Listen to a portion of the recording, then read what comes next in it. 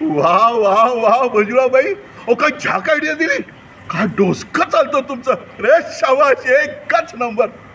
म्हणजे बघा,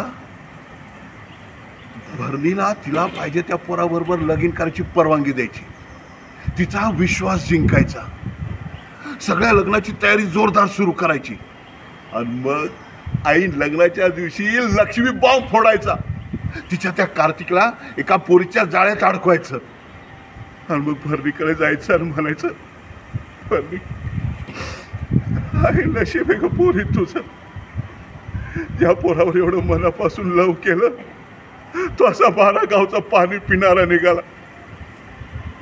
देवा विठ्ठला, काय होणार रे माझ्या पोरीचं, काय होणार.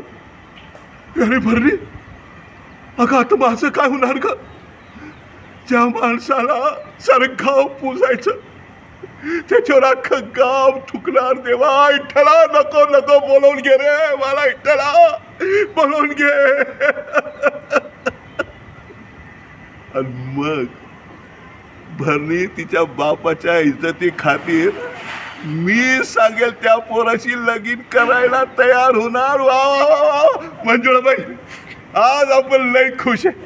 मागा, काय पाहिजे ते मागा, आज आम्ही तुम्हाला देणार. नाही नाही, मागा म्हणजे मागा, काय पाहिजे मागा तर हो, बस इतकंच दिलं.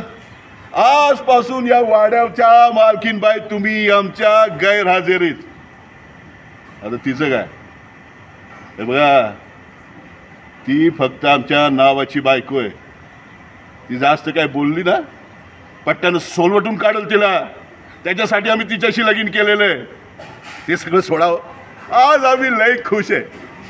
मंजुळाबाई, आजपासून या वाड्याच्या सवाई मालकीनबाई तुम्ही. आलं ध्यानात, अरे अरे अरे लाजल्या.